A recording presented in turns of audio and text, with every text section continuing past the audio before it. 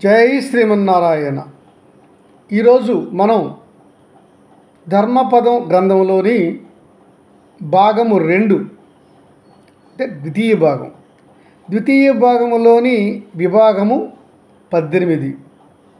రుణత్రయము అనగానేమి, సన్యాసాశ్రమము, గృహస్థాశ్రమం, వీటి గురించి మనుధర్మశాస్త్రంలో ఏం చెప్పారో దానిని భృగువు తన శిష్య బృందానికి చెప్తున్నాడు. విందాం.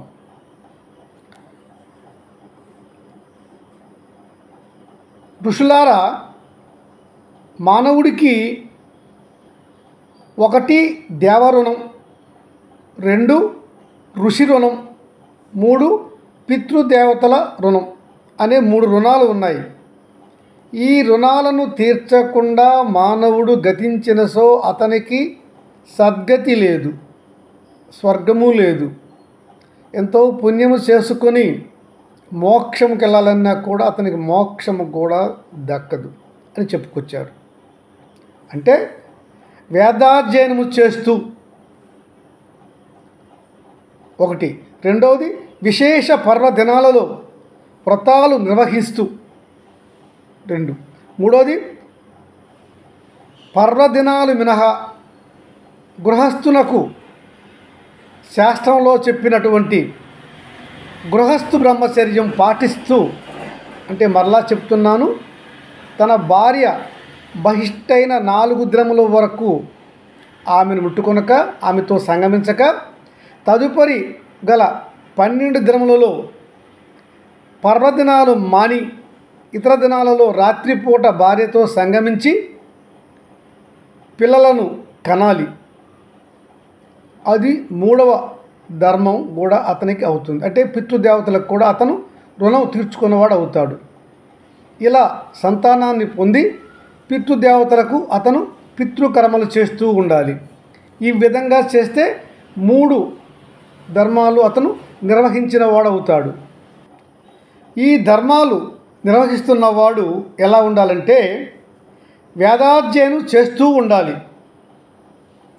ధర్మబద్ధం కాని దినాలలో వేళల్లో భార్యతో సంగమించరాదు. బ్రాహ్మణత్వం పోగొట్టుకోరాదు. అంటే గౌరవంగా బ్రాహ్మణుడు కానీ, విప్రుడు కానీ, ఉత్తమ మానవుడు కానీ ధర్మ మార్గంలో పయనించాలి అని చెప్పుకొచ్చారు మనువు. అలాగనే మానవుడి వల్ల ఏ మానవుడు కానీ, ఏ జంతువు కానీ భయంతో జీవించరాదు. అలాగే సన్యాసాశ్రమంలో ఉన్నవారు అన్నింట బ్రహ్మమును ధరించాలి. అంటే బ్రహ్మమే గొప్పది అని బ్రహ్మ జ్ఞానంతో ఉండాలి. బ్రహ్మాన్ని స్మరిస్తూ ఉండాలి. ఆత్మహత్య ఎట్టి పరిస్థితుల్లో కూడా చేసుకోరాదు. అతను వానప్రస్థంలో ఉన్నప్పుడు శరీరాన్ని శుష్కింపజేసుకొని ఆహారాన్ని తగ్గించుకుంటూ చివరిగా సహజ మరణం కొరకు అతను ఏర్పాటు చేసుకొని సహజ మరణం కోసము అతను ఎదురు చూస్తూ ఉండాలి. అతను శుద్ధమైన స్థలంలో కూర్చోవాలి. వడగట్టిన లేదా కాచిన నీటిని త్రాగుతూ ఆరోగ్యాన్ని కాపాడుకోవాలి. ఆరోగ్యంగా అతను ఉంటేనే అతని యొక్క వానప్రస్థము పూర్తి అవుతుంది. అతను అసత్యాలు ఆడుట కానీ, కఠోర వాక్యాలు ఇతరులతో పలుకుట కానీ, దుష్ట సంకల్పాలు చేయుట అంటే ఇతరులకు హాని చేయుట, ఇతరుల యొక్క నాశనాన్ని కోరుకునుట, ఇలాంటి ఆలోచనలు అతనికి రారాదు. ఓర్పు అతనికి ప్రధానముగా ఉండాలి. తనపై ఇతరులు క్రోధం వహించినను, హాని చేసినను తాను మాత్రం శాంతంగా ఉండాలి. అది ఏ వానప్రస్థంలో అతనికి ఉత్తమ ధర్మం. సన్యాసి పరమాత్మ గురించి, బ్రహ్మ ధ్యానాన్ని గురించి నిరంతరము ఆసక్తుడై ఉండాలి. అతను మోక్షాన్ని లేదా సద్గతిని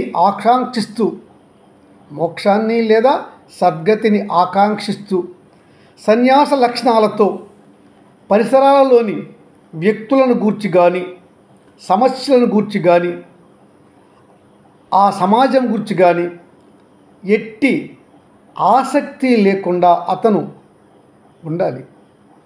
అదే సన్యాసి లక్షణం.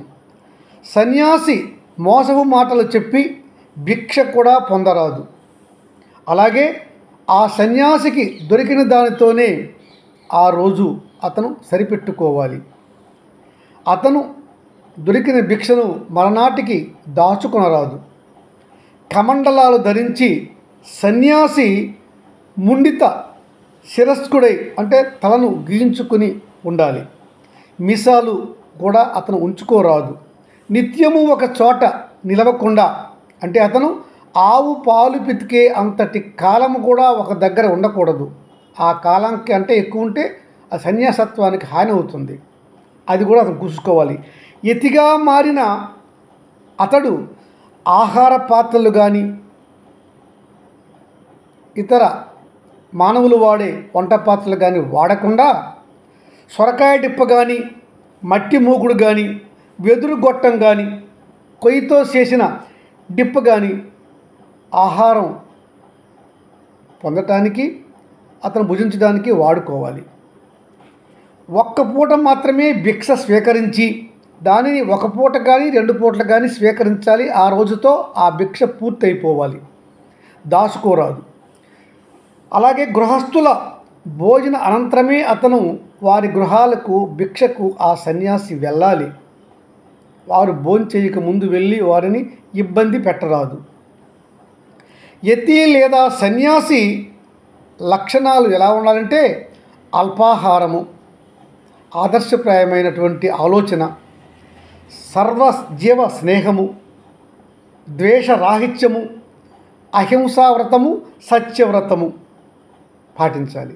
నిషిద్ధ పనులు చేయరాదు. ఏ జీవులకి హాని తలపెట్టరాదు. అలాగనే నోటికి రుచి గురించి ఆలోచించరాదు. జిహ్వ సాఫల్యం వదులుకోవాలి.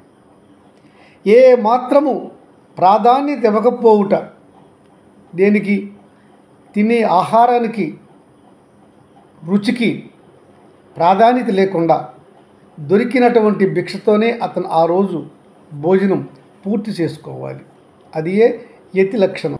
ఋషులు అడుగుతున్నారు, మహర్షి బ్రహ్మలోక ప్రాప్తికి కారకము ఏది అని అడుగుతున్నారు. దానికి సమాధానంగా చెప్తున్నాడు భృగు మహర్షి, మహర్షులారా, ఉత్తమ జీవులు అహింసా మార్గములో ప్రయాణించి సత్యవ్రతముతో ఇంద్రియ లోలత్వము లేక విషయాసక్తులు లేక వేదోక్తమైన నిత్య కర్మలను అనుష్ఠించుతూ నిర్మల తపస్సు చేస్తూ ఉంటే అతను తప్పక బ్రహ్మలోకాన్ని పొందగలడు. రక్త మాంస కంకాల పురీషాదులతో కలిగి ఉన్న ఈ దేహాన్ని నేడో రేపో ఏ మానవుడైనా విడిచిపెట్టవలసిందే కదా. బ్రహ్మవేత్త అయినవాడు తనకు అనురాగమైన వారి ఎడ అనురాగము లేక, హాని చేసిన వారి ఎడ ద్వేషము లేక, ధ్యాననిష్టతో తపోబలముతో సమైక్యమై ఉండాలి. అంటే అతను తన బంధువుల ఎడ ప్రేమానురాగాలు ఉండకూడదు. అతనికి హాని చేసిన వారిపైన కక్ష కార్పుణ్యాలు ఉండరాదు. అతను ఆ విధంగా తపోబలంతో ఉంటే అతను తప్పక బ్రహ్మైక్యం పొందుతాడు. బ్రహ్మైక్యము అంటే బ్రహ్మదేవుడు అని కాదు ఇక్కడ అర్థం. బ్రహ్మైక్యం అంటే పరమేశ్వరుడు అని అర్థం చేసుకోవాలి. ఈ విధంగా పునరావృత్తమైన స్థితికి అతడు చేరుకుంటాడు. పునరావృత్త రహితమైనటువంటి స్థితి అంటే మోక్షము, దైవత్వంలో కలిసిపోవటమే. స్వర్గలోక ప్రాప్తి వారికి సత్కార్యాచరణంగా వస్తుంది. స్వర్గలోకానికి వెళ్ళిన వారు మరలా కొంతకాలము తరువాత జన్మించాలి. మోక్షము పొందిన వారు మరలా జన్మించిన అవసరం లేక దైవత్వాన్ని పొందుతారు, దైవంలో కలిసిపోతారు. వారికి జనన మరణ చక్రంతో సంబంధం ఉండదు. కనుక మోక్షము కానీ సద్గతి కానీ కావాల్సిన వాళ్ళు ఆ విధంగా సన్యాసిగా ఉండాలి, లేదా అరణ్యాలలో బ్రహ్మచర్యంతో వానప్రస్థాశ్రమంతో ఉండాలి. ఇది వారికి బ్రహ్మ పదాన్ని అంటే బ్రహ్మత్వాన్ని కలిగిస్తుంది, బ్రహ్మలో ఐక్యం చేస్తుంది. ఋషులు అడుగుతున్నారు, అగ్నిపుత్ర, భృగు మహర్షి 4 ఆశ్రమాలలో ఉత్తమమైన ఆశ్రమం ఏది అని అడుగుతున్నారు. చెప్తున్నాడు భృగువు, ఋషులారా, 4 ఆశ్రమాలలో ఉత్తమమైన ఆశ్రమం గృహస్థాశ్రమం. గృహస్థాశ్రమం పైనే మిగతా 3 ఆశ్రమాలకు కూడా ఆధారపడి ఉంటాయి. గృహస్థువే అందరికీ అన్నము ఏర్పాటు చేస్తాడు, భిక్ష ఇస్తాడు. కనుక అందరికీ గృహస్థాశ్రమమే ముఖ్యమైనది. గృహస్థాశ్రమం సక్రమంగా నిర్వహించిన వాడు తప్పక సద్గతిని పొందగలుగుతాడు. యజ్ఞయాగాదులు చేసి కఠోరమైన గృహస్థాశ్రమ తపస్సు కూడా చేస్తే అతనికి మోక్షం కూడా సంభవం అవుతుంది అని చెప్పుకొచ్చారు భృగు. 4 ఆశ్రమ వాసులకు ఈ 4 ధర్మాలు తప్పగా పాటించాలి ఋషులారా. అతను సంతోషంగా ఉండాలి, అపకారికి కూడా ఉపకారం చేయాలి, దేనికి చలించకూడదు, ఇతరుల ఆస్తులకు వస్తువులకు ఆశించకుండుట, ఎవరిని యాచించకుండుట ఉండాలి. వివిధ అశౌచములు నుంచి దూరంగా ఉండాలి, శౌచాన్ని పాటించాలి, ఇంద్రియాలను జయించి శాస్త్ర ధర్మ సూక్ష్మాలను ఎరింగి ఆత్మజ్ఞానము, సత్యంగా ఉండుట, జీవహింస లేకుండా ఉండుట, కోపం లేకుండా ఉండుట. కోపం వేరు, క్రోధం వేరు. కోపము మితిమీరితేనే అది క్రోధంగా మారుతుంది, అది అధర్మం అనే ముఖ్యమైన 10 ధర్మాలు కూడా అతను పాటించాలి. అప్పుడు అతను చేసే గృహస్థాశ్రమం కానీ, విద్యార్థి దశ కానీ, వానప్రస్థం కానీ, సన్యాసాశ్రమం కానీ తప్పక విజయవంతం అవుతాయి. అతను బ్రహ్మైక్యం అవగలడు అని చెప్పుకొచ్చారు మనువు. జై శ్రీమన్నారాయణ.